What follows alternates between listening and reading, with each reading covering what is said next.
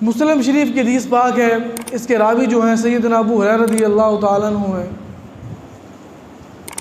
फरमाते हैं कि मेरे और आपके महबूब अलैहिस्सलातु वस्सलाम खुतबा इरशाद फरमा रहे थे।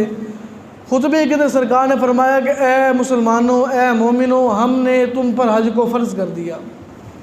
हमने तुम पर हज को फ़र्ज़ कर दिया कि एक साहबी रसूल खड़े हुए, उन्होंने अर्ज़ की या रसूलल्लाह अलैहिस्सलातु वस्सलाम अक़त्तु आमीन या रसूलल्लाह, क्या या रसूलल्लाह अलैहिस्सलातु वस्सलाम हर साल के अंदर एक मरतबा हज फ़र्ज़ हो गया? सरकार ने कोई जवाब ना दिया। फिर सरकार ने यही फरमा दिया, ज़िंदगी के अंदर एक मरतबा हज को फ़र्ज़ कर दिया। वही साहबी रसूल फिर खड़े हुए, अर्ज़ की या रसूलल्लाह अलैहिस्सलातु वस्सलाम, क्या हर साल के अंदर एक मरतबा हज फ़र्ज़ हो गया? यूँ ही 3 मरतबा उन्होंने कहा। तो सरकार ने फरमाया कि अगर मैं उस वक़्त हाँ कह देता, अगर मैं उस वक़्त हाँ कह देता तो तुम पर साल के अंदर एक मरतबा हज फ़र्ज़ हो जाता।